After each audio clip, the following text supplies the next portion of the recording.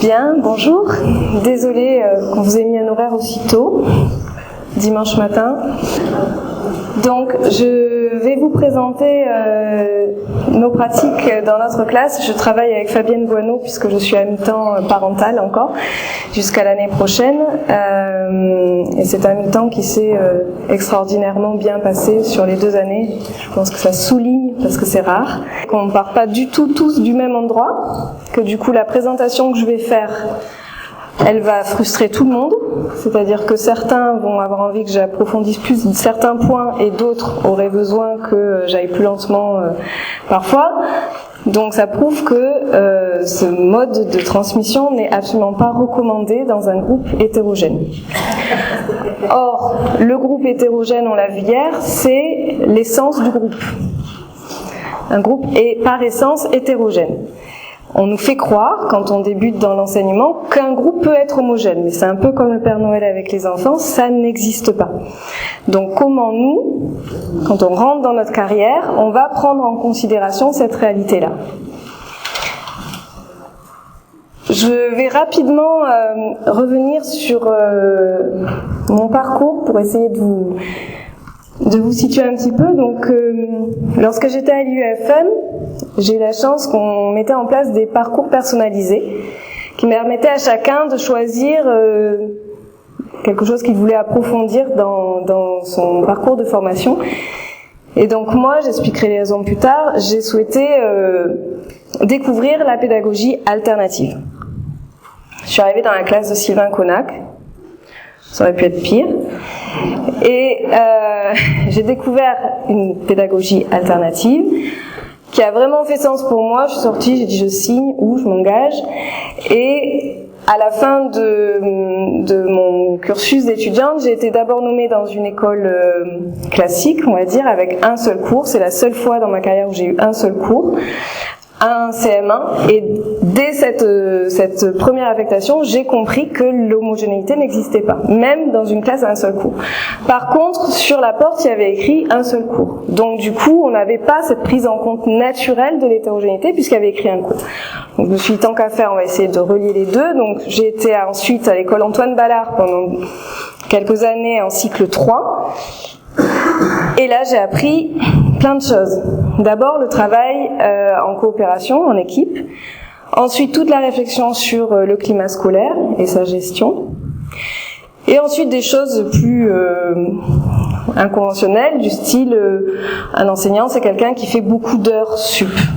Donc, du travail le soir pour faire des analyses de pratique. Pendant les vacances, on continue, on fait des colloques. Ensuite, on s'inscrit sur la diffusion, ce qui fait qu'on garde le fil de 40 ou 50 mails par jour à éplucher. Donc voilà, du coup, je suis partie en Lozère avec toute cette boîte à outils et ce bagage. Et ça m'a beaucoup servi lorsque je suis arrivée à Vébron.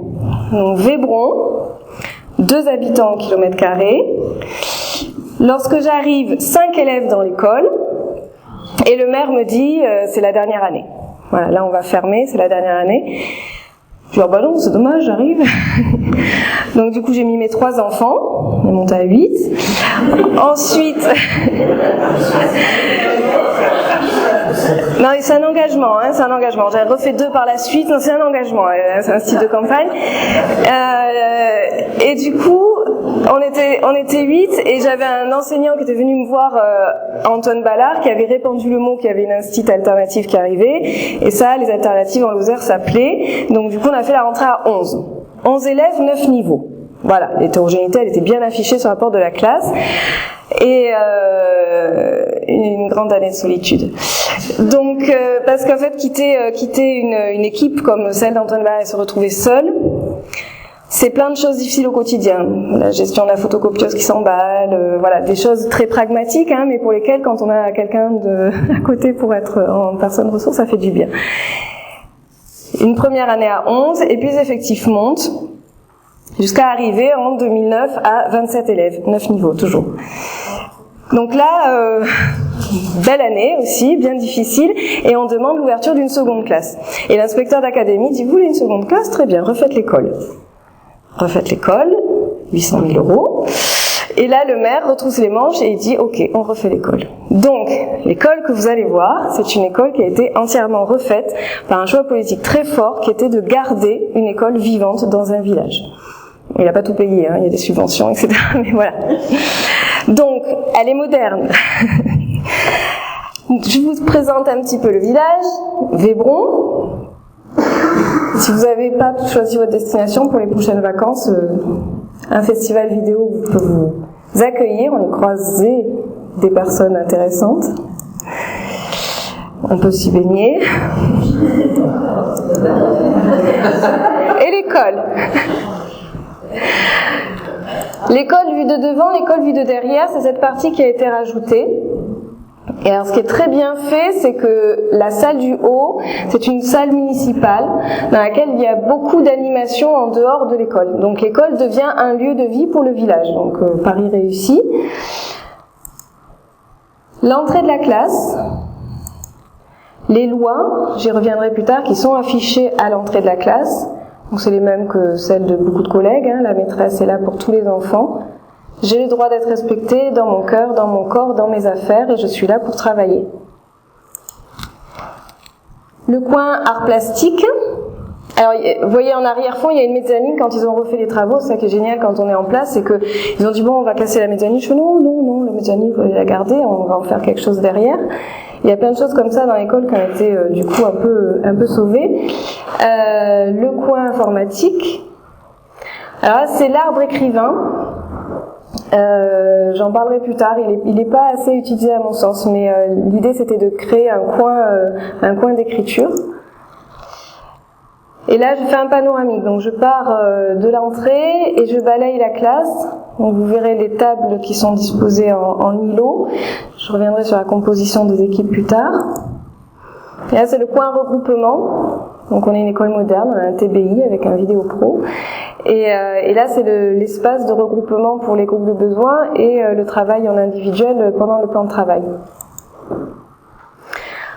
Sur la mezzanine, un petit coin lecture. Le coin regroupement, où on se retrouve plusieurs fois par jour. Et derrière une salle des archives dans laquelle on n'a pas le droit d'aller, mais c'est quand même trop dommage, donc elle est aménagée avec les ateliers Montessori en grammaire. Et derrière on ne le voit pas, mais il y a tout le stockage art plastique pour les ateliers de création. Donc, être dans une classe, dans un groupe quel qu'il soit, face à un groupe hétérogène, à mon sens, c'est se poser 3 questions. Quelle est la place du maître ou du formateur ? Quelle est la place de chaque individu dans son parcours d'apprentissage? Et comment je prends en compte le collectif? Donc, ce que je vais vous présenter, c'est la façon qu'on a eu, nous, de répondre à ces questions-là. Évidemment, il y en a d'autres. Dans une classe unique à multi-âge, la place du maître est forcément interrogée. On l'a vu hier, même dans un environnement très traditionnel comme on peut le voir dans le film Être et avoir, les enfants se retrouvent par moments en autonomie. Qu'est-ce qu'ils font pendant ce temps d'autonomie? Quelles sont les parties d'apprentissage qui leur sont à ce moment-là dévolues? C'est toute la question de notre positionnement. Donc, comment gérer l'hétérogénéité dès lors qu'on a fait ce choix-là? D'abord, gérer l'hétérogénéité, pour nous, ça a été la mise en place d'équipes hétérogènes. Ça veut dire que les équipes sont constituées d'élèves de tout niveau, de tous les cours. Au début d'année, c'est l'enseignant, donc là on était 2, qui les constitue de ce qu'on sait des enfants et en répartissant dans chaque équipe des enfants lecteurs et non lecteurs, des enfants autonomes et pas moins autonomes, et des enfants ressources et des enfants à besoin. On fait cette proposition aux enfants et ensuite le conseil de classe est là pour réguler. Donc les premiers conseils de classe, on a dans la partie proposition, je demande à changer d'équipe, etc. jusqu'à ce qu'on trouve un temps d'équilibre, un point d'équilibre. Et pour nous, il est resté tel quel pendant 6 mois à peu près. Donc voilà, l'équipe s'est rapidement trouvée et là, ça a un peu bougé lors du dernier conseil. Donc un temps où d'abord l'enseignant propose et ensuite les enfants réajustent avec toujours cette priorité. Les lecteurs sont répartis dans chaque équipe. Ensuite, une formation à la coopération. Pourquoi ? Parce que c'est pour prendre en charge tous les moments où je ne suis pas avec les enfants. Donc faire de ces temps-là, des temps d'apprentissage, ça nécessite forcément tout un travail sur la coopération. Donc là, j'ai utilisé des choses que vous trouvez sur le site. Je pense au texte de Cédric là sur la vieille dame et son sac à dos, qui est cette idée qu'il vaut mieux, que vous connaissez tous, apprendre à pêcher à quelqu'un plutôt que de le nourrir d'un poisson si on veut l'aider, avec cette phrase clé qui résonne dans la tête des enfants: donner la solution n'est pas aider. Donc il faut vraiment qu'ils fassent sienne cette phrase-là pour pouvoir avancer sur le chemin de la coopération. Donc à partir de là, ils ont une formation sur comment j'aide. Ça, on le fait en début d'année, avec des enfants qui étaient là l'année dernière, qui prennent en charge la formation de ceux qui arrivent. Ensuite, la mise en place du tutorat. Donc là, c'est pareil, le dispositif est classique. C'est essentiellement des mises en place de tutorat sur la lecture de consignes. Enfin, la mise en place de situations d'entraide qui sont valorisées. Donc là, c'est un petit peu la façon dont l'enseignant accueille finalement l'entraide dans la classe. Parce que ce que j'ai pu remarquer, c'est que les enfants, naturellement, ils sont dans la coopération. C'est une fois qu'ils sont passés par le prisme scolaire qu'ils y sont plus. Naturellement, ils vont s'entraider. C'est la façon dont on reçoit cette entraide. On arrive avec un enfant qui nous a dit qu'il avait été aidé, soit on lui dit « Ah, tu as pu recevoir de l'aide d'un tel, mais c'est bien », soit on lui dit « Ah bon, mais t'as pas fait ça tout seul, mais il fallait que tu le fasses tout seul ». Et donc, je me dis, par rapport à ce qu'on a entendu hier, c'est pas étonnant qu'au collège, ils n'arrivent plus à coopérer, puisque si on les met, on casse ce côté naturel qu'ils ont à la base de coopération, forcément, après, ils l'ont plus, il faut aller le reconnecter. Et moi, en tant qu'adulte, avec ce parcours traditionnel que j'ai, j'observe des fois des postures en moi qui sont pas de la coopération.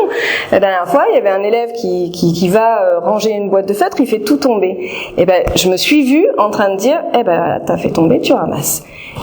Devant, il y avait 5 élèves qui sont précipités pour l'aider à ramasser. Prends ta claque. Et là, voilà, je me dis, ça fait partie des choses qui sont où on a cassé le côté naturel d'entraide et de coopération de l'enfant, et comment le laisser intact en fait. Donc voilà, la coopération, c'est une voie. Et puis forcément, si on veut que les enfants puissent se gérer, il y a tout un travail sur la relation, sur la gestion des conflits, puisque c'est un groupe, ça arrive. Donc là, très traditionnel, la formation au message clair, avec un petit dispositif en début d'année où on revient rapidement sur ce qu'est un conflit, les différentes postures qu'on peut avoir face à un conflit, la fuite, l'évitement et la réponse violente. Et à partir de là, nous, on s'arrête au premier degré du message clair, parce que c'est vrai qu'avant je faisais une formation quand j'en ai eu besoin, parce qu'il y avait des enfants qui nécessitaient des élèves médiateurs, mais depuis quelques années il y a plus besoin d'aller jusque là. Le message clair suffit. Et le message clair est un préalable à la critique au conseil. Donc il n'y a pas d'acceptation de critique au conseil s'il n'y a pas d'abord eu de tentative de message clair. Et ça, c'est quelque chose qui écume beaucoup des petits conflits quotidiens, en étant bien clair avec l'idée que toute situation de violence est gérée directement par l'enseignant. Là, il n'y a pas de critique. On est sur la réponse. La situation des messages clairs, elle est en amont de la réponse. Elle est dans le premier jet, on va dire. Donc ça, je tiens à le cadrer parce que pour moi, c'est important que l'enfant, quoi qu'il en soit, quand il se retrouve dans une situation de violence, il y a une réponse de l'adulte. Voilà la place du maître. Oui, si autre chose à la place du maître, cette façon de se retirer, c'était important pour nous de leur permettre d'avoir un espace qu'ils géraient complètement en autonomie. Et quand j'ai préparé ma liste d'entretien là pour la direction, j'ai découvert en farfouillant sur EduScol, qui est une mine, les espaces ludiques en milieu scolaire. Et donc là, ça m'a interpellée, je me suis dit, mais ça pourrait être un espace complètement autogéré par les enfants qu'on mettrait en place dans l'école, Alors, au niveau institutionnel, la mise en place de ces espaces ludiques en milieu scolaire, elle est cadrée. Donc, j'ai eu la référente au téléphone. Il y a une liste de jeux qui convient d'acheter pour 1 500 € avec des boîtes qui ont été repérées comme étant celles qui peuvent les fournir. Sauf que malheureusement, dans ces jeux, c'est Barbie, Ken et compagnie. Et donc, en Lozère, ça peut pas passer. Donc, on l'a un petit peu customisé et on a fait que des jeux en bois, des jeux coopératifs, etc. Et on a créé cet espace. Et c'est un espace qui est complètement autogéré par les enfants. Donc c'est toute l'école qui peut y avoir droit. Enfin, quand je dis toute l'école, en tout c'est 25 élèves maximum, hein, donc ça va pas chercher bien loin, mais ça veut dire tous les âges aussi. Ça veut dire du 2 ans au 10 ans. Et dans cet espace, on a à chaque fois 3 élèves de la classe d'en haut, donc des CP, CM2, 2 enfants de la classe d'en bas, donc TPS jusqu'à MS, GS, et qui sont en totale autonomie, qui vont pendant les récréations, pendant les temps de garderie avant et après l'école, et pendant le temps périscolaire, ça c'est à voir avec les animateurs. Mais ce que j'ai trouvé vraiment intéressant, c'est que on a eu dans cet espace le côté, qu'est-ce qui se passe quand l'espace n'est pas rangé, puisque la règle c'était, voilà, on doit ranger. Donc ça a donné lieu à notre premier conseil d'école. On s'est retrouvés parce qu'on a dû fermer l'espace en tant qu'adulte parce qu'il était dans un état désastreux. Et à partir de là, des solutions ont été trouvées, un métier a été mis en place, et voilà. Et de fait, c'est un espace dans lequel nous adultes, à part quand il ne peut plus fonctionner parce qu'il n'est pas, il répond plus aux normes de rangement, on contrôle plus les jeux, etc. On n'y met pas les pieds et les enfants sont en complète autonomie pendant les heures de récréation. Il n'y a pas d'adultes avec eux. Voilà. Donc ça nous semblait important qu'il y ait aussi un espace comme ça qu'ils puissent s'approprier dans leur temps. Alors, comment on gère les apprentissages ?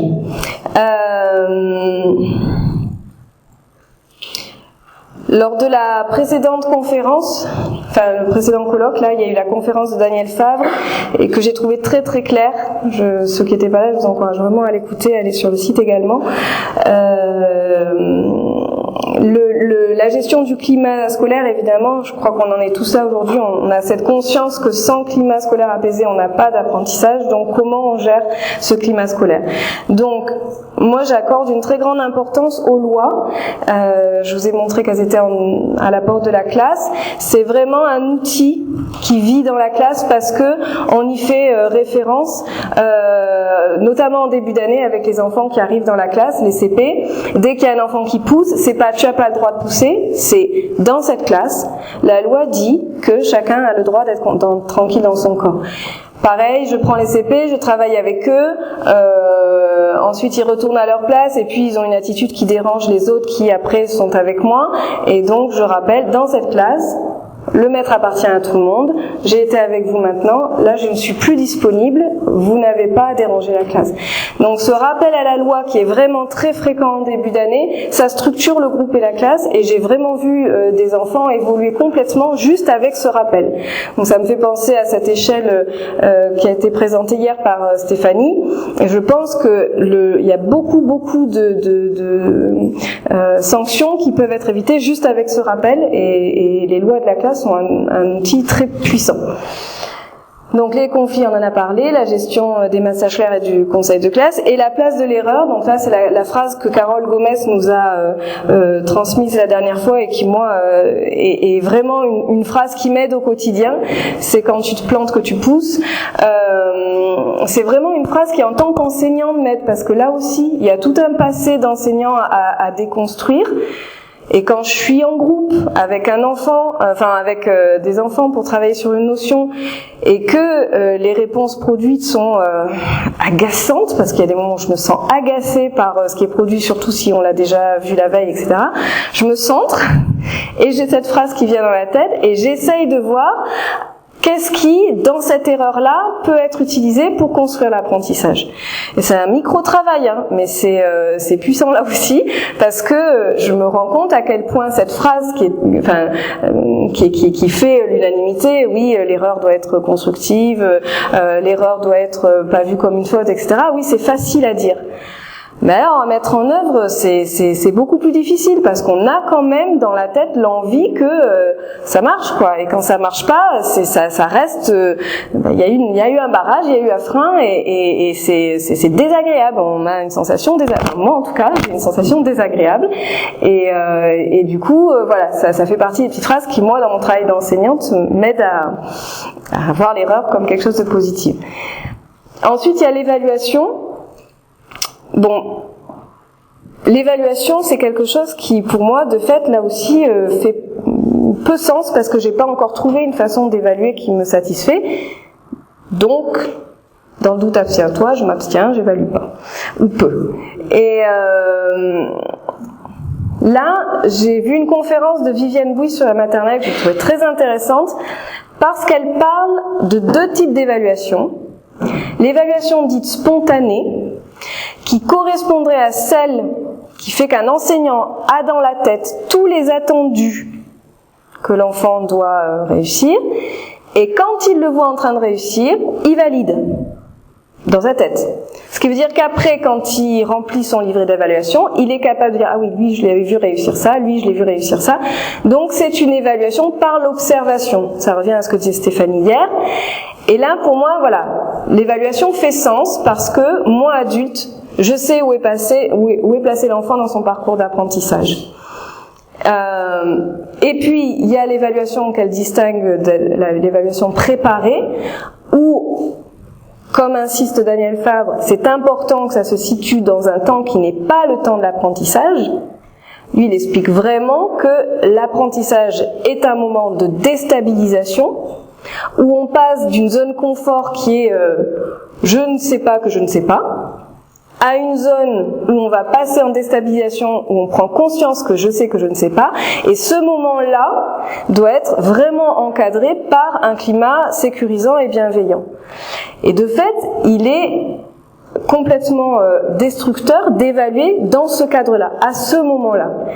Donc, moi, l'évaluation, elle est vraiment en dehors de tout cette phase d'apprentissage. Alors, en cycle 3, l'outil PIDAPI, dont je ne parlerai pas là, permet ça puisqu'il y a cette évaluation par ceinture et par compétence. En cycle 2, je suis plus embêtée. Et là, pour l'instant, pour moi, il y a un chantier qui n'est pas satisfaisant. Donc voilà, il n'y a pas d'évaluation. Pour l'instant, je ne suis que dans une évaluation spontanée qui me permet, en fin de période, d'écrire un pavé sur chaque enfant dans chaque domaine où j'écris où il en est. Mais je ne produis aucun travaux avec aucune note pour les parents. Ça ne passe que par mon prisme. Et voilà, c'est un peu limité. Des outils pour apprendre. Donc, l'outil le plus important, celui que j'utilise le plus dans la classe et dont je ne pourrais pas me passer, qui est ma pierre angulaire, c'est le plan de travail. Pourquoi ? Parce que c'est ce temps qui va permettre cette individualisation des apprentissages, qui va permettre à chaque enfant d'avancer à son rythme. Et pour moi, pour revenir sur ce qu'on a vécu hier, le plan de travail, c'est justement l'outil qui permet à chacun d'aller vers son pôle d'excellence. Moi, je tiens vraiment à cette idée que chaque enfant doit être monté le plus haut possible vers son propre pôle d'excellence, et y compris les bons. Donc, ça permet d'avoir de squeezer tout ce qu'on avait vécu certains, de l'ordre de l'attente et de l'ennui dans la classe. Et c'est ce qui m'a vraiment fait adhérer quand je suis rentrée dans la salle de Sylvain Connac à cette pédagogie. Je crois que ce qui m'a marqué, ce qui m'a touchée, c'est la ruche.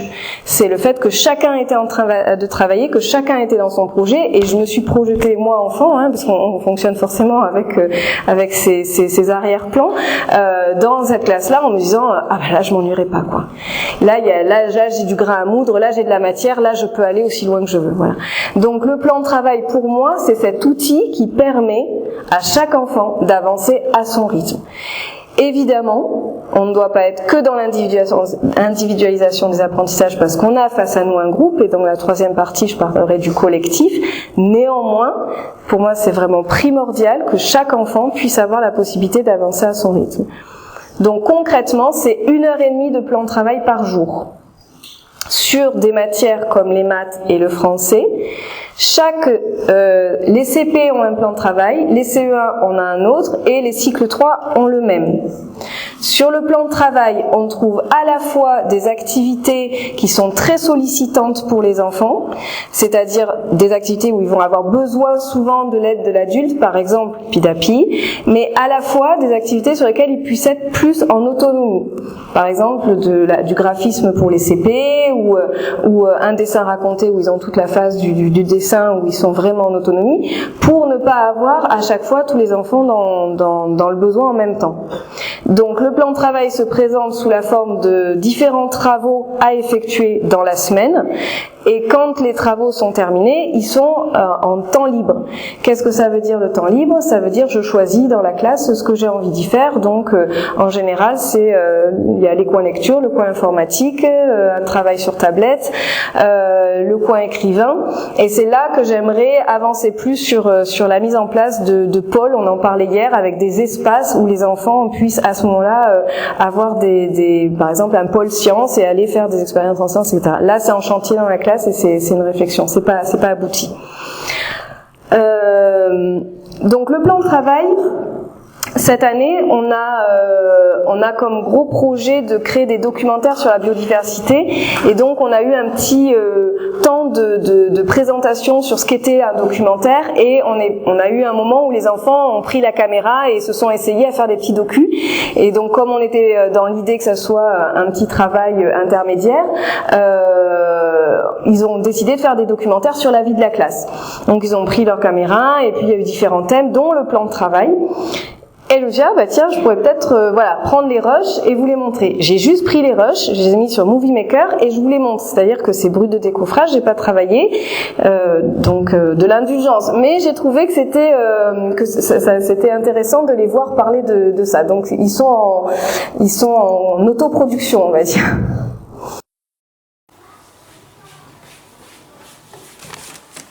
Camille, qu'est-ce que tu fais? Des fiches PMF parce que c'est sur mon plan de travail. C'est quoi un plan de travail, Myriel? Un plan de travail, c'est ça, et c'est tout ça, tout ce qu'il y a dessus, c'est ce qu'on doit faire dans toute la semaine. Et moi, je suis en train de faire mon texte libre qui est marqué ici. Et toi, Capucine, dans quelle classe t'es? En CP. Et t'as le même plan de travail que tous les autres? Pareil que les CP, mais pas pareil que les autres. Et comment on fait quand t'as besoin d'aide? Je mets mon passeport.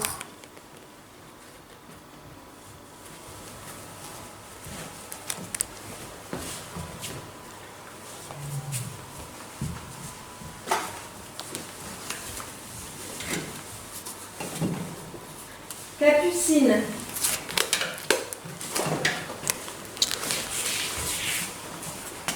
Alors, qu'est-ce que tu comprends pas? Je comprends pas ce qu'il faut faire ici, là. Donc, ici, tu as 10, plus un nombre qu'on ne connaît pas, et ça doit faire 18. Donc, tu vas prendre du matériel pour essayer de trouver combien il faut ajouter à 10 pour avoir 18. Quel matériel tu peux prendre pour essayer de t'aider? Le petit carré.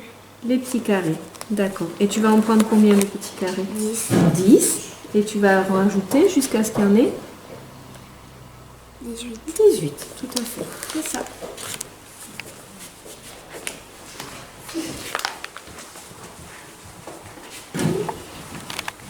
Qu'est-ce que t'as comme cahier, toi, Capucine? Le cahier d'écriture. Après, le cahier... Tu me les montres? Des affaires. Je suis là, le cahier d'écriture. Il y a une photo qui correspond. La plume, ça correspond. D'accord. Et c'est quoi tes autres cahiers? Après, j'ai le cahier de maths. Tu dois faire plein de choses. Ok. Après, le cahier de dessin raconté. D'accord. T'as quoi d'autre encore? Après, j'ai le cahier à toutes les maîtresses. Myriel, c'est quoi tes cahiers? Là, j'ai mon cahier de fichoutis, c'est ce qui me sert pour m'aider. Enfin, c'est mon cahier pour m'aider. à faire mes trucs. Là, c'est mon cahier pour mes ceintures de Pidapi qui sont dans mon plan de travail. Là, c'est mon cahier d'écrivain pour quand je fais des textes libres que je vais recopier après. Et ça, c'est mon cahier du jour où dedans, il y a mon plan de travail.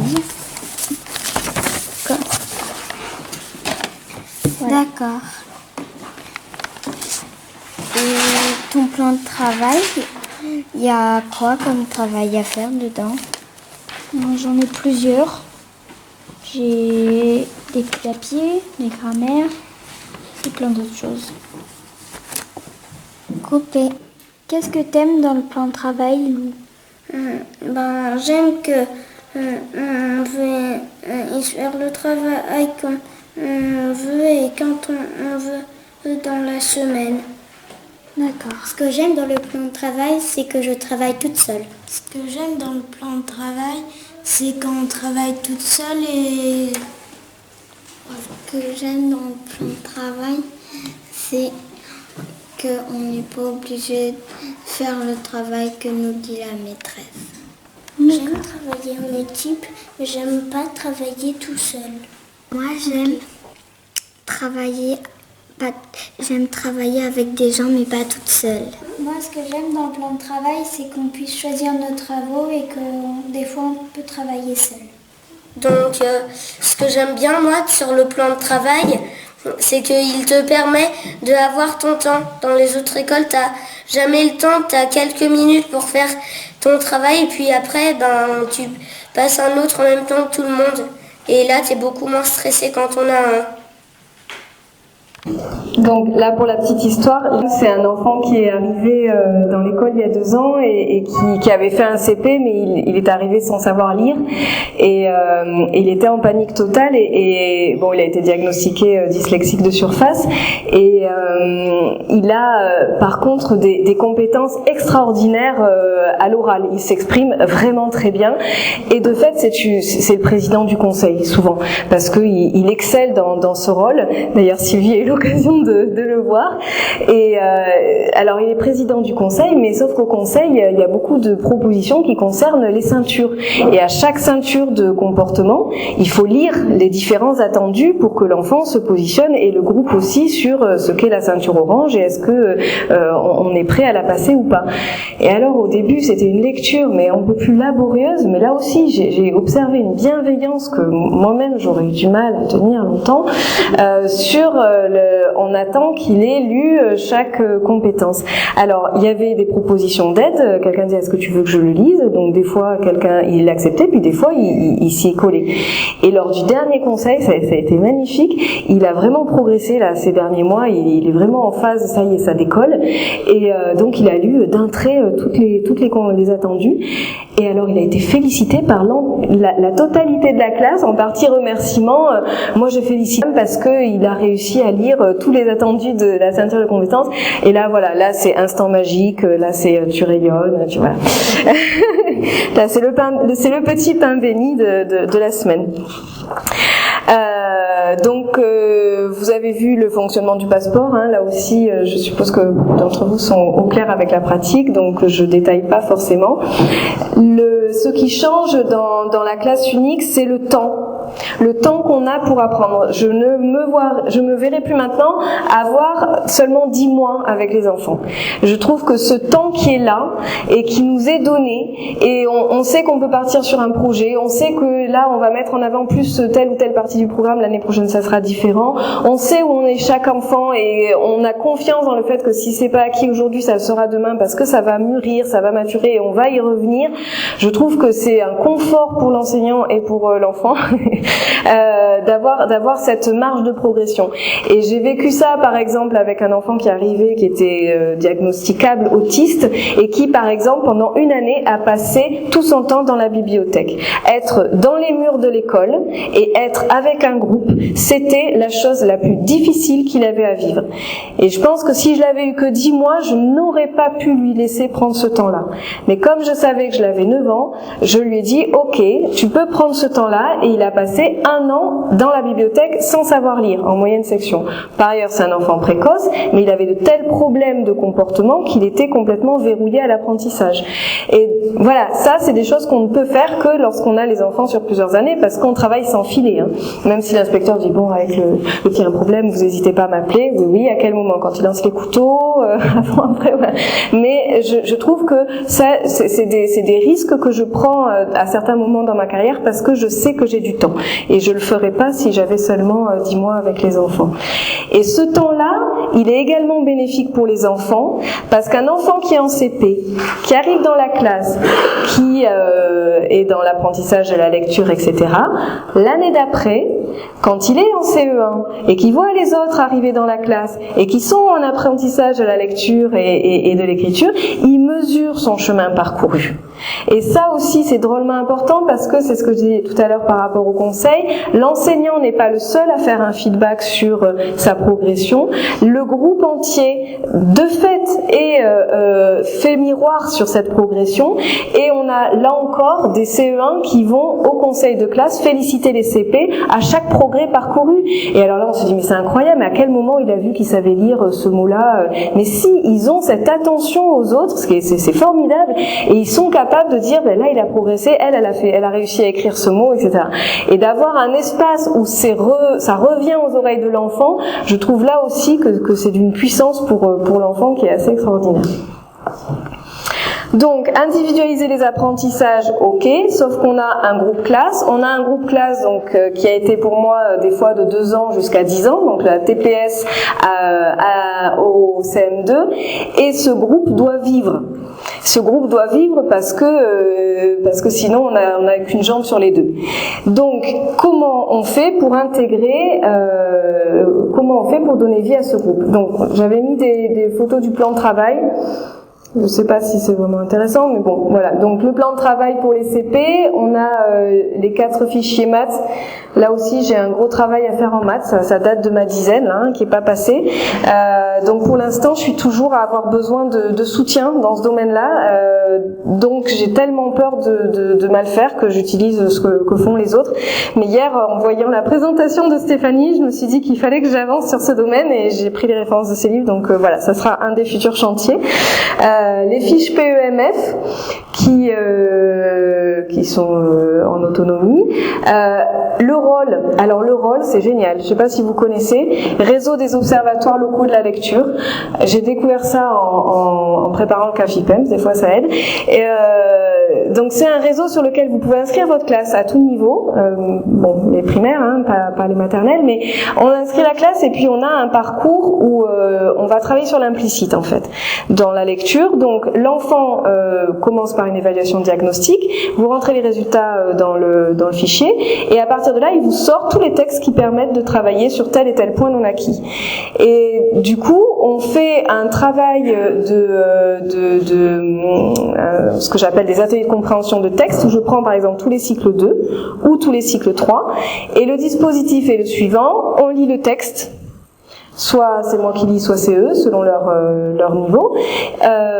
Ensuite, on cache le texte et chacun part sur ce qu'il a lu ou ce qu'il a compris, avec 3 colonnes: d'accord, pas d'accord, on sait pas. Donc échange entre les enfants sur ce qu'on a, voilà, les trois colonnes, et ça, moi je suis d'accord, le loup, ils ont bien dit qu'il partait tout seul avec le chien, voilà. Et après, on reprend le texte et on va chercher dans le texte la justification à chacune des phrases qu'on a classées dans les colonnes. Donc là où on était d'accord, on justifie pas, c'est qu'il y a un consensus. Là où on n'est pas d'accord, on va chercher. Et c'est à chacun d'aller chercher la phrase pour dire, voilà, telle phrase, elle exprime bien que telle idée, elle est juste, ou on s'est trompé de colonne, ou voilà.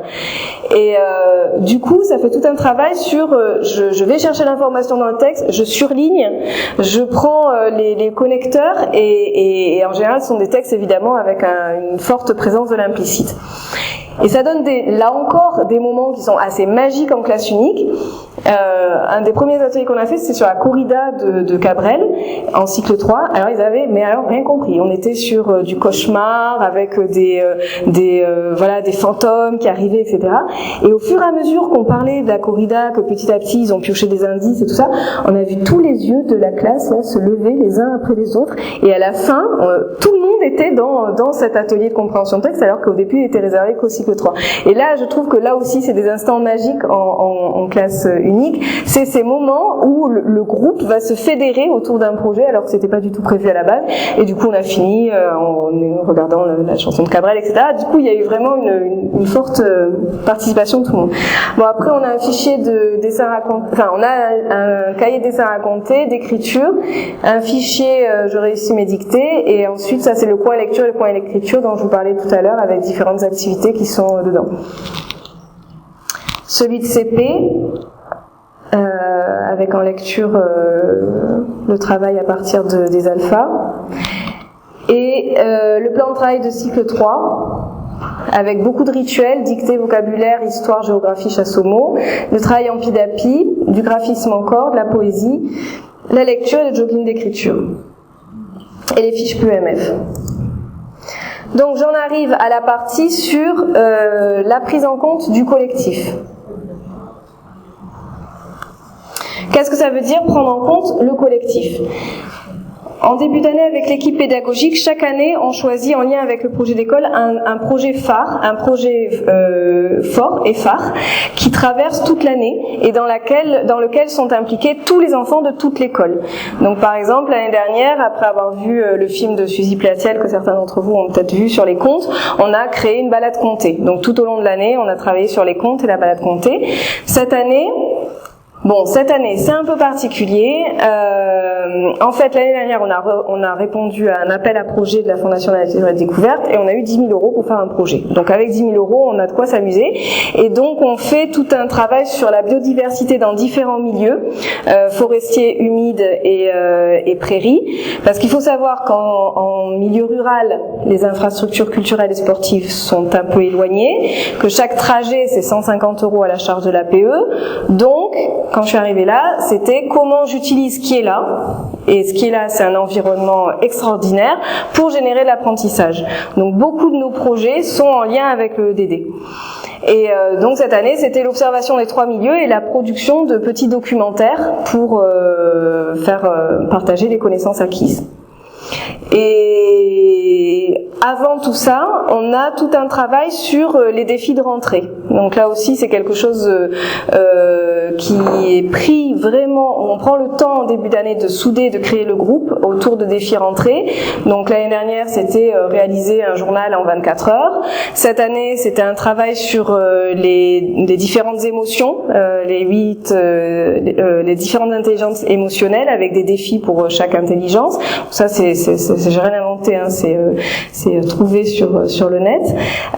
Après, on a eu la promenade de rentrée avec la production d'un journal. Enfin bref, voilà. Donc chaque année, on définit. Là encore, ce que j'aimerais faire évoluer dans le dispositif, c'est que peut-être en juin, on définisse ensemble avec les enfants ce que va être le défi. Parce que là, pour l'instant, c'est un défi qui est proposé par l'équipe enseignante, donc c'est pas complètement satisfaisant.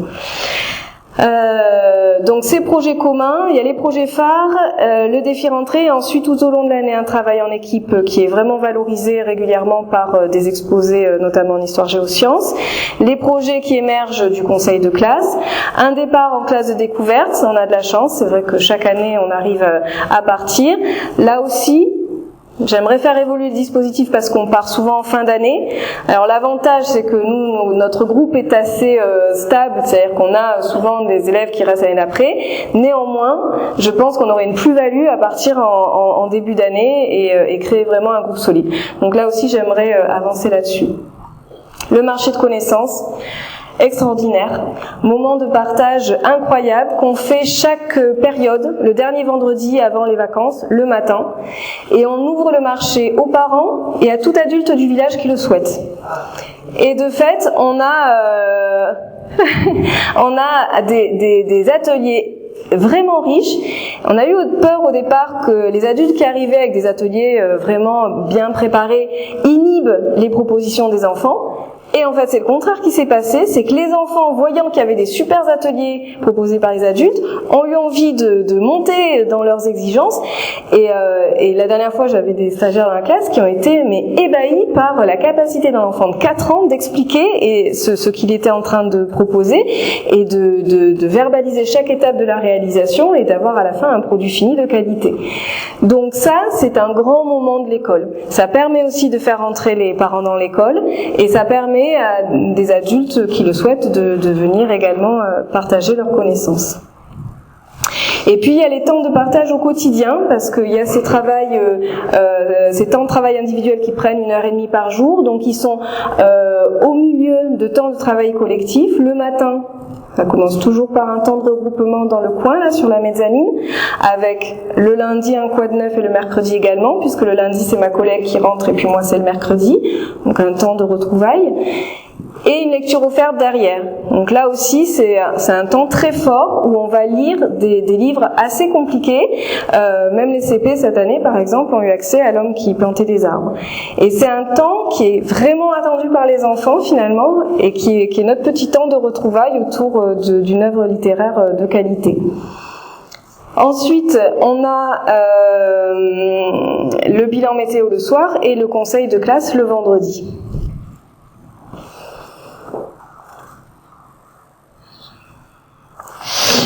Voilà, et donc j'en arrive à ma conclusion. Je vous ai mis l'emploi du temps, vous pourrez peut-être jeter un œil dessus.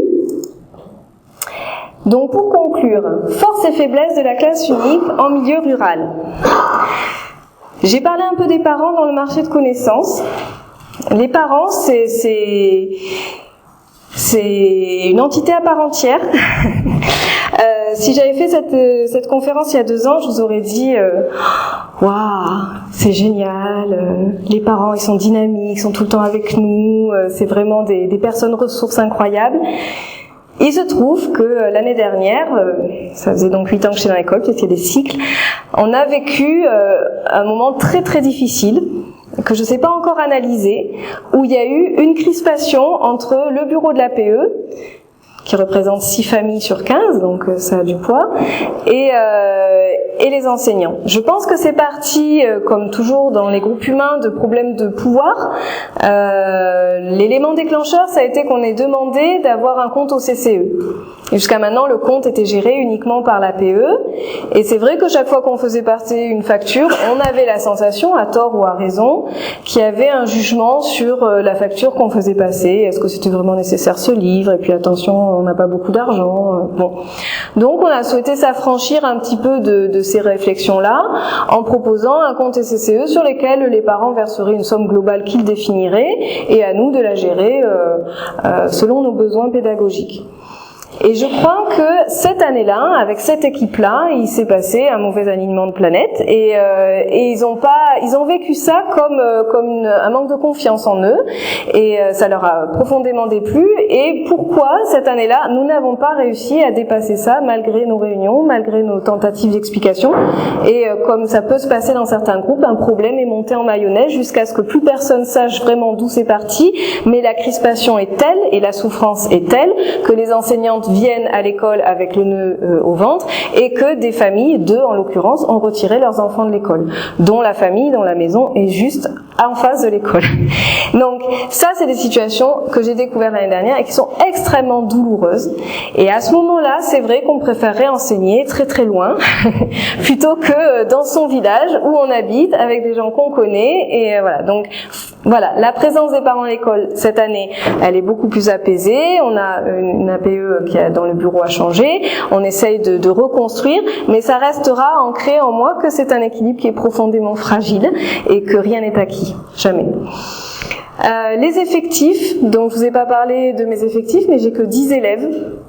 Et 10 élèves, c'est pas... Alors, voilà, on crée avec ça et on fait avec ça et c'est un groupe qui fonctionne. Néanmoins, pour moi, c'est la limite.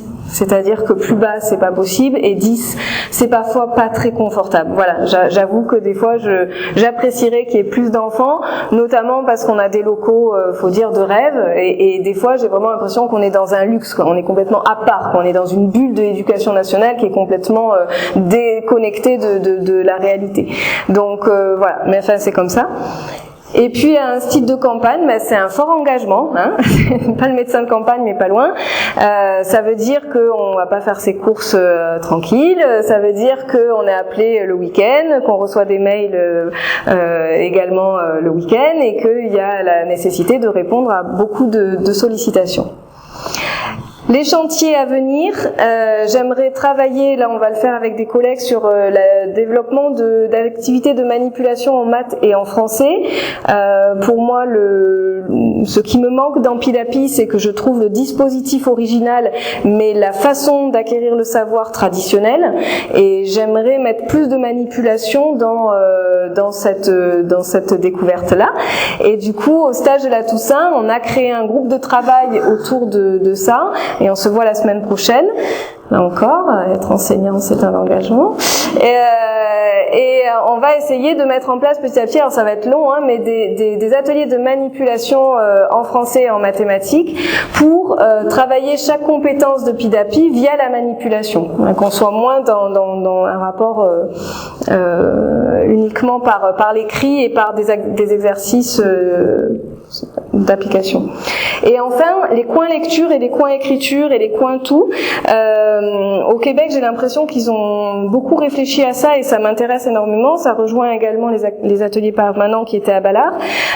Donc moi, je m'étais pas penchée à l'époque sur cette façon de travailler, mais elle m'attire profondément avec cette question comment rendre ces moments-là lisibles au niveau de l'apprentissage et pour l'enfant et pour moi. C'est-à-dire que ma conscience de plus en plus va au fait que l'enfant, il y a vraiment tout un parcours à mettre en place sur la métacognition pour qu'il sache dire là je suis en train d'apprendre ça. Aujourd'hui j'ai appris ça.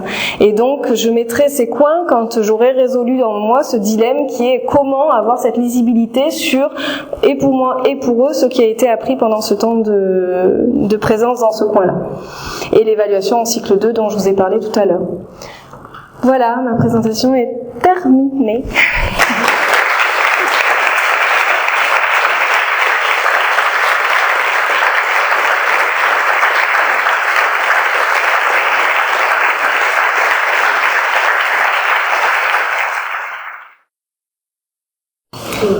Alors, du coup, la première question, c'était une question sur l'emploi du temps, donc on va y revenir peut-être un peu. Je vais particulièrement parler du mercredi, jeudi et vendredi, qui sont les jours où je suis sur la classe.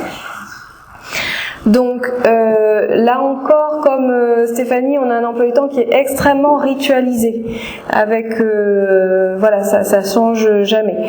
Donc on commence le mercredi matin par un quoi de neuf. Ensuite, on passe à la lecture offerte. Donc, pour répondre en même temps à Isa, c'est un temps d'apprentissage de la gestion. Donc, effectivement, en début d'année, on rencontre des difficultés pour les CP à tenir ce temps qui approche la demi-heure de regroupement. Je le considère comme un temps d'apprentissage. J'ai des très fortes exigences pour ce temps-là. Donc, j'accepte une posture différente de celle des autres, c'est-à-dire ils peuvent être allongés sur les coussins. Par contre, je refuse qu'il y ait du bruit qui parasite le moment qu'on est en train de vivre ensemble. Donc ça fait partie des règles qui sont pas édictées en classe, mais que je pose sur le temps qui commence. Vous avez le droit de vous positionner comme vous le souhaitez. Par contre, si vous êtes gêneur 3 fois, vous serez exclu. Et c'est pas moi qui ai la responsabilité des gênes, c'est une élève. Voilà. Donc après, ils ont à progresser dans ce domaine et c'est un travail en début d'année. J'observe qu'à partir du mois de décembre, c'est relativement acquis. Ensuite, après ce temps de quoi de neuf et de lecture offerte, on descend, je prends un temps avec les CP et CE1, j'ai un petit coin rituel sous l'escalier. pendant que les cycles 3 commencent leur rituel de géographie et leur jogging d'écriture. Donc le jogging d'écriture, là non plus j'ai rien inventé, c'est un temps où, chronomètre en main, on écrit pendant 5 minutes sur un sujet, soit choisi librement, soit ils n'ont pas d'idée, ils me demandent et je balance la fête foraine à Florac, voilà. Et l'idée c'est de désinhiber, et là ça marche vraiment vraiment bien, le geste d'écriture. Ce sont des productions que je ne corrige qu'avec eux, je n'exige pas que les règles orthographiques soient à ce moment-là respectées, on est dans un geste libératoire. Donc l'idée c'est d'écrire le texte le plus long possible en 5 minutes. Et sur Liam, qui est dyslexique, ça a eu des effets incroyables. C'est-à-dire qu'au début de l'année, il était dans juste une phrase et phonétiquement elle était illisible. Là, on a, ça y est, des mots qui commencent à se mettre en place et 2 ou 3 lignes qui veulent dire quelque chose. Donc vraiment, je valide cette pratique. Ensuite, une fois qu'on a fait les rituels avec les CPCE1, ils passent en plan de travail, français maths, et pareil, une fois que les cycles 3 ont fini leur rituel de géographie et leur jogging d'écriture, ils passent en plan de travail. Alors la récréation est censée être à 10h45, en fait on la prend rarement avant 11h parce que là c'est le gros avantage de notre école, on n'a pas de sonnerie. Donc il y a des fois on n'a pas de récré non plus parce que on est tellement emballé dans ce qui est en train de se vivre dans la classe que là encore ça a pu étonner des stagiaires quand je dis bon là maintenant on prend une pause en récréation, j'ai pas fini, voilà. Donc ce temps de récréation est lourd finalement parfois. Et puis ensuite on passe en atelier de production d'écrit. Donc il y a de la production d'écrit qui est vraiment à ce moment-là prise en charge collectivement, et ces productions sont très variées. Donc ça, je distingue ça du texte libre. Le texte libre et les dessins racontés sont dans le plan de travail, mais en plus on a chaque semaine un atelier de production d'écrit et qui s'inspire beaucoup de la vie de la classe. On est allé voir un spectacle, on va écrire sur ce qu'on a vu. On vient de finir le livre en lecture offerte, on écrit ce qu'on a ressenti lors du livre. On a les maternelles qui viennent de nous faire vivre une exposition photo, on va travailler sur le compte-rendu de l'exposition photo. Voilà, donc il y a ça, et puis il y a aussi des outils que j'amène. Là on travaille sur le documentaire, donc par exemple on vient de travailler les portraits à la mode Amélie Poulain, donc là c'est des projets qui sont en lien avec le projet d'école et qui vont venir nourrir le projet d'école. On travaille également sur les scénarios, comment on scénarise le documentaire, quelle image on tourne, quel son on entend, quelle progressivité dans le scénario. Le jeudi, on commence par la chasse aux mots, donc l'analyse de phrases. J'utilise les symboles de Montessori pour travailler là-dessus. Là encore, je différencie avec les CP qui ne font pas cette chasse aux mots pour l'instant, les CE1 qui ne cherchent que les déterminants et les noms, et ensuite, à partir de CE2, ils cherchent déterminants, noms, adjectifs, verbes, et au-delà, ils cherchent toute la nature de tous les mots, plus les fonctions. Ensuite, les cycles 2, il y a logiquement un temps de rituel, mais je vous cache pas que celui-là, il passe régulièrement à la trappe. Les cycles 3, rituels d'histoire, ça consiste essentiellement à mettre en place des... là aussi, j'ai rien inventé, mais sur le net, j'ai trouvé par période différentes fiches qui permettent de travailler certaines notions. Donc là, c'est des petites notions qui vont travailler au fur et à mesure de la progression du travail en histoire.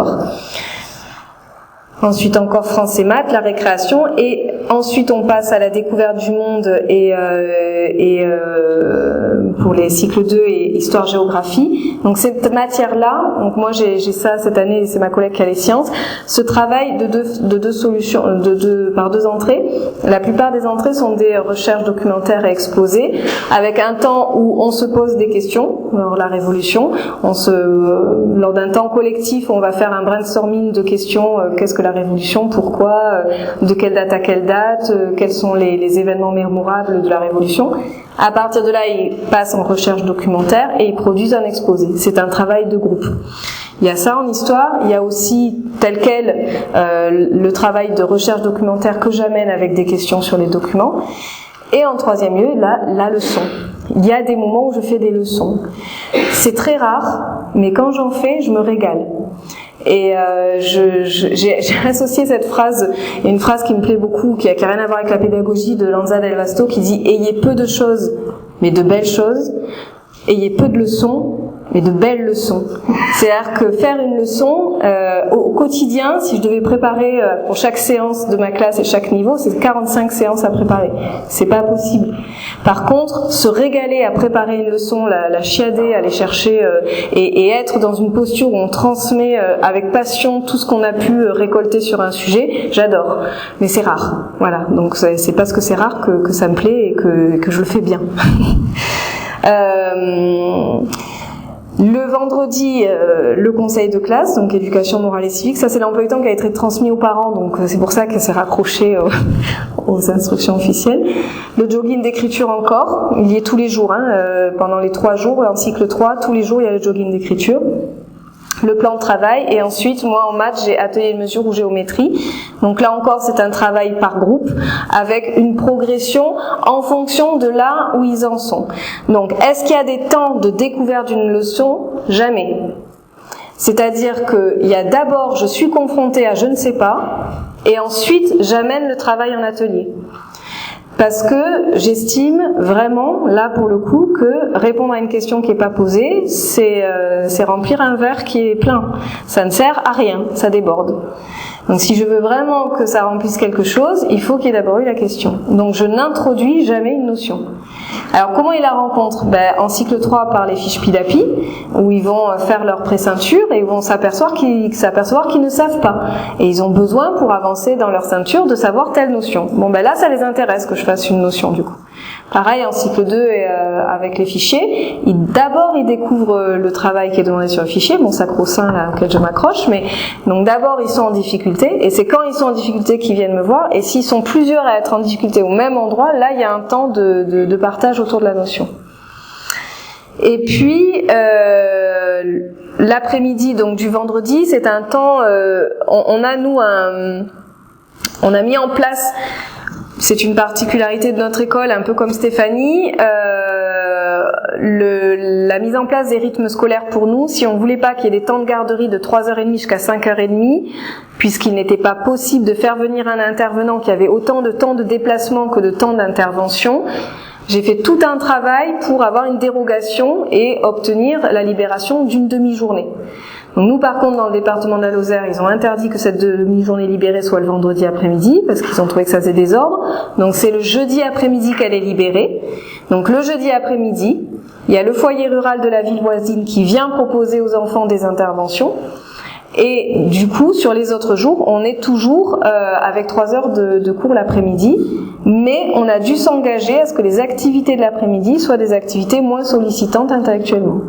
Donc EPS, anglais, bien sûr ça sollicite rien, et musique en décloisonnement avec Bonnie, donc qui est ma collègue de maternelle. Voilà pour l'emploi du temps. Le plan de travail à 2, non. Le plan de travail, c'est un outil de progression individuelle. Par contre, oui, si j'ai une difficulté, j'ai une ressource au sein de mon équipe, et c'est à ça qu'elle sert, à ce moment-là, c'est d'être une ressource pour avoir quelqu'un à côté de moi qui peut m'aider. Donc le tutorat est souvent mis en place au sein de l'équipe. Le tuteur doit être à côté de son tutoré. Le plan de travail se fait seul, mais par contre, je peux demander de l'aide pour la lecture des consignes ou un exercice que j'ai pas compris, et à ce moment-là, on rentre dans une activité de manipulation qu'on peut faire à 2. Mais à la base, le plan de travail est individuel. Donc le rôle, on a répondu à la question, réseau des observatoires locaux de la lecture, en tapant rôle en majuscule, vous le trouvez sur internet. L'arbre écrivain, c'est une réalisation conjugale. Parce que les conjoints travaillent souvent dans l'éducation nationale. Et du coup, l'idée de l'arbre écrivain, c'était à la base, j'avais envie qu'il y ait un coin écriture. Et l'année dernière, on avait travaillé sur l'arbre lecteur, qui est un livre que vous devez connaître. Et je me suis dit, il faut qu'on ait l'arbre écrivain pour faire le pendant. Et voilà, c'est Eric qui a proposé cette configuration-là. Donc l'idée, c'est que cet arbre-là soit un arbre outil. Donc tous les outils d'écriture, ils sont accrochés. Donc tous les outils, ils sont accrochés. On a des crayons. Là, normalement, on a des jolis feutres en arc-en-ciel, c'est très joli. Là, on a des petites feuilles, on a des petites enveloppes. Au tout début, l'idée, c'était que chaque enfant puisse envoyer un petit courrier dans la classe. Donc, il y a des petites enveloppes avec des petits papiers. Et puis, dessous, j'avais trouvé sur le Bon Coin plein de stickers pour que ça soit des belles enveloppes avec des beaux petits mots, etc. Donc, ça a eu un temps. Et l'idée que j'en avais, donc dessous, on a tout le travail qui est fait avec les CP pour apprendre une nouvelle lettre, donc avec les chiffres, les lettres Montessori et les lignes, je sais plus sur quel site j'ai trouvé ça, mais c'est une orthophoniste qui fait avec les différents rails, là, le rail de l'oiseau, de la souris et du ver de terre, là. Je sais pas si vous connaissez, voilà. Donc les lettres, le graphisme est introduit à cet endroit-là avec les CP avant qu'ils partent en autonomie sur leur fichier d'écriture. Et puis donc l'idée c'était que ça soit un coin ressource pour l'écrit, mais ça ne l'est pas. Donc là par exemple il y a un poster qui est très très riche et qui pourrait donner lieu à une envie d'écrire des choses sur ce qui s'est passé sur le poster, parce qu'il y a plein de petits animaux très rigolos. Et voilà, j'ai pas assez enrichi. Mon idée c'était qu'ici il y ait plein de mots-outils ou de règles d'écriture qui permettent d'avoir un affichage clair et une référence à portée de main, et ensuite des activités possibles pour générer de l'écrit. Donc ça c'est en travaux, c'est pas abouti, mais l'idée c'est que tout ça soit stocké ici et que quand ils passent dans ce coin-là, ils aient à leur disposition de quoi produire de l'écrit. Temps de découverte d'une notion, je l'ai parlé, il n'y en a pas. L'équipe et leur rôle, donc c'est essentiellement un travail, pendant le temps de travail, d'avoir des enfants ressources à côté pour le tutorat. Et puis, voilà, de façon très pragmatique, il y a un chef d'équipe qui gère ce temps de travail pour qu'il soit silencieux et constructif. Donc ça permet de leur donner cette tâche-là. Au niveau des travaux d'exposé, par contre, on n'est pas obligé de toujours être dans cette équipe-là.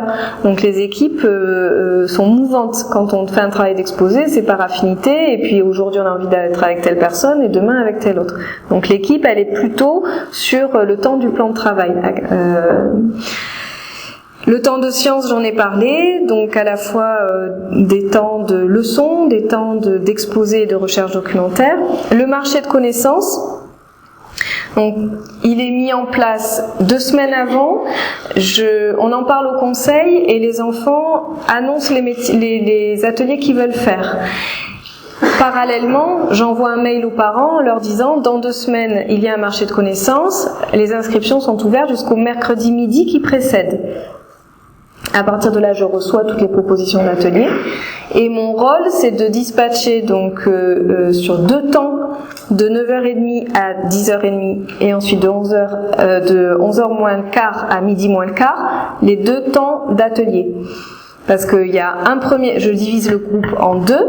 J'ai un premier temps où le demi-groupe A est passeur de connaissances et a des ateliers un peu partout dans l'école, j'organise selon les besoins. S'il y a un atelier cuisine, si j'ai un atelier où j'ai besoin de la peinture, en maternelle, si je fais du sport, motricité. Donc je dispatche les différents ateliers dans l'espace de l'école et ensuite tous les enfants tournent autour des ateliers au gré de leurs envies avec un petit panneau vert ou rouge selon s'il y a de la place dans mon atelier. Par exemple, j'ai envie d'apprendre à tricoter, je peux gérer 2 enfants à la fois, j'ai donc un panneau vert quand j'ai qu'un seul enfant pour pouvoir recevoir un second, un panneau rouge quand mon atelier est rempli et que j'ai déjà 2 enfants qui sont à mes côtés. Si j'arrive à un atelier qui est déjà rempli, je continue mon chemin et je vais voir un autre pour voir s'il y a de la place dans un autre. Donc les élèves sont en mode déambulatoire et passent d'un atelier à l'autre pour recevoir une connaissance. Un temps de récréation et on inverse.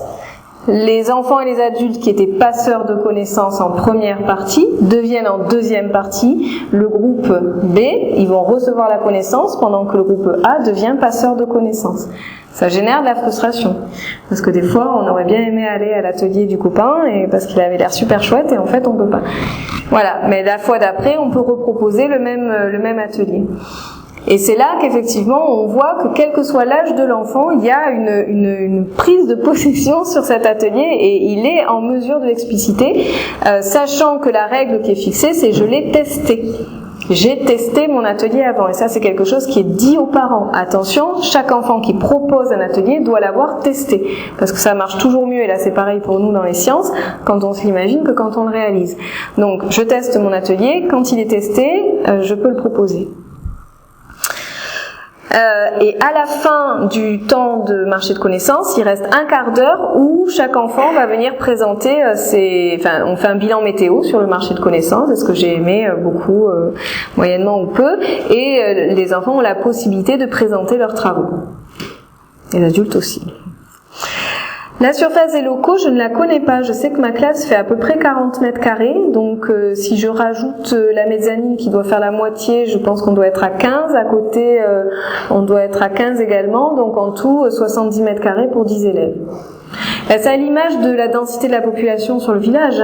Quand tu vis avec 2 km² par habitant, tu ne peux pas avoir moins de 10 mètres carrés dans l'école. C'est pas possible. Sinon, tu te sens un peu oppressé, quoi. Tu vois, il y a besoin de... C'est logique, ça va avec.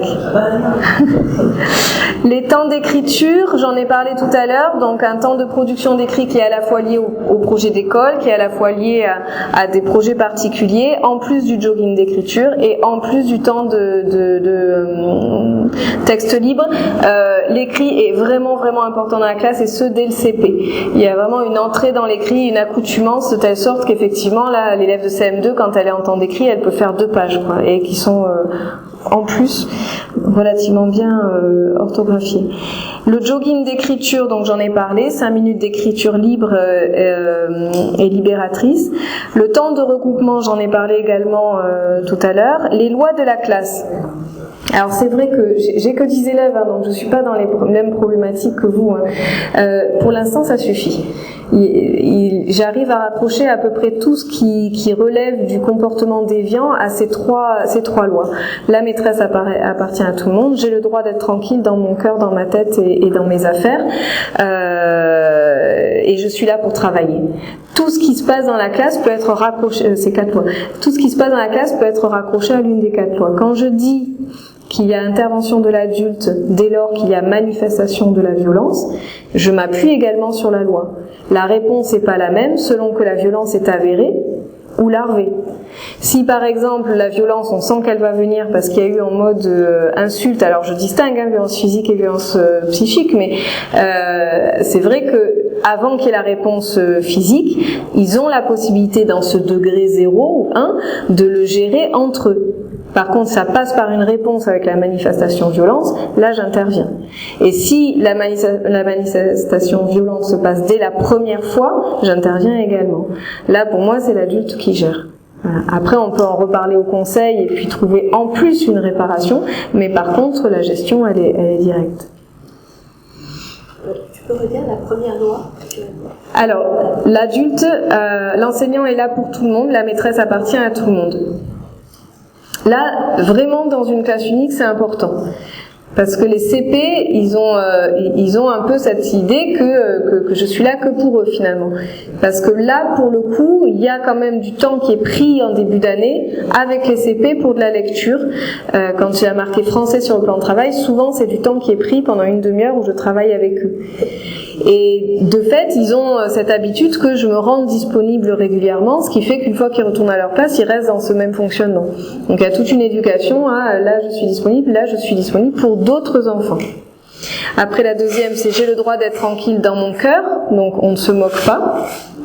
J'ai le droit d'être tranquille dans mon corps, donc on respecte mon corps et mes parties intimes. J'ai le droit d'être tranquille dans mes affaires. Donc quand j'ai besoin de quelque chose, je demande à l'autre si je peux lui emprunter ses affaires, je lui vole pas. Et ensuite, je suis là pour travailler. Ça aussi, la loi je suis là pour travailler, elle s'incarne, quoi, forcément. Alors Suzy Platiel, c'est une ethnologue linguiste. C'est-à-dire que c'est une dame qui est partie en Afrique et qui a dans un premier temps cherché à comprendre comment on pouvait apprendre juste par l'oralité. Et donc, elle a fait tout un travail sur le conte parce qu'elle a vu que le mode de transmission des compétences orales se faisait par le conte. Il se retrouvait à certains moments de l'année et pas à d'autres dans une posture où chacun pouvait compter. Le petit de 4 ans comme le grand de 82. Il n'y avait pas de construction préalable de compétences. Par contre, la façon dont le groupe recevait la présentation du petit, elle était bienveillante, mais le petit par lui-même comprenait que ah oui, mais là j'ai pas fini mon histoire où il n'y a pas de chute parce qu'il observait que d'autres histoires se terminaient différemment. Et elle aimait l'idée que finalement, si on laisse ce temps-là se dérouler suffisamment de fois dans la classe, naturellement, par l'effet vicariant, l'enfant va être amené à construire cette compétence du déroulé de l'oral. Et effectivement, alors l'année dernière, j'ai fait ça en APC, grand moment de solitude, parce que son dispositif, c'est, en tant qu'adulte, tu réunis les enfants et tu commences à compter. Voilà, donc l'APC, c'est une demi-heure, donc pour avoir une demi-heure de compte, c'est du boulot, tu vois. Et donc, elle aimait l'idée que on ne demande pas à l'enfant de compter, mais qu'à un moment donné, quand il t'a entendu compter, il va dire « Ah, mais moi aussi, j'ai une histoire à raconter ». Oui, mais en attendant le « Ah, mais moi aussi », il y a des séances qui défilent, tu vois. Et là, tu te dis donc septembre, octobre, à quel moment le « Ah, mais moi aussi » arrive ? Et il est arrivé. Donc il faut, voilà, c'est là aussi expérimentation, ça marche. Il faut passer par ce temps où effectivement il y a que l'adulte qui raconte. Donc moi j'avais appelé en soutien une autre enseignante aussi au bout d'un moment parce que seul 30 minutes j'y arrivais pas. Et au bout d'un moment ils se sont lancés tout seuls et ils ont commencé à compter avec ce même processus. Le premier compte, il avait ni queue ni tête finalement. Et puis l'enfant s'est arrêté. On a dit merci. Et puis on est passé à un autre. Et un autre qui a raconté tout de suite, alors là c'était magnifique, l'histoire d'un coquelicot qui germait d'une graine, qui s'envolait après comme un papillon, enfin c'était absolument splendide. Et je pense que voilà, ça a dû construire, parce que la fois d'après on a eu plusieurs enfants qui ont parlé. Donc c'était un petit temps qu'on vivait sur la mezzanine, de 4h30 à 5h30, de 4h30 à 5h le vendredi, et qui était notre APC conte. Et après ça a nourri tout un travail sur des contes par rapport aux plantes, et on a créé une balade comptée dans le village où chaque fois qu'on s'approche d'une plante, on a la possibilité avec des MP3 d'entendre les enfants qui racontent l'histoire de la plante, voilà, ou de l'arbre. Et ça fait tout un petit circuit. Voilà. Est-ce que les 3 lois suffisent ? Enfin, il y en a 4, oui. Alors, l'école buissonnière. L'école buissonnière, c'est un livre, ça fait partie des livres que je relis à peu près tous les 2 ans, que je fais connaître à tous les gens que je rencontre. C'est ma petite bulle, quoi. Donc, ça raconte l'histoire d'une famille de 8 personnes qui vit dans la forêt. Et en mode instruction, unschooling. Bon, je suis allée vivre dans la forêt, j'habite au bout d'une piste qui est même pas goudronnée.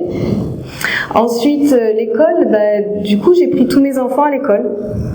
Et j'ai réussi finalement à allier un petit peu ce côté, à la fois c'est pour les miens et à la fois c'est pour ceux des autres. Je me sens déculpabilisée par tout le temps que je passe à travailler, parce que quelque part ils en trouvent bénéfice aussi de ce qu'ils vivent. Et j'ai fait ce compromis-là, avec la conscience que l'énergie qui passe dans la gestion du confort, puisqu'on en est là, hein, c'est un confort qui est extrêmement rudimentaire, c'est une énergie que je préfère développer ailleurs pour développer d'autres compétences. Donc voilà, c'est ma petite bulle, c'est l'école buissonnière, c'est une famille qui me porte, mais j'ai fait des choix de garder ce que je pouvais vivre de ce qu'ils vivent et de laisser le reste à leur expérience. Voilà.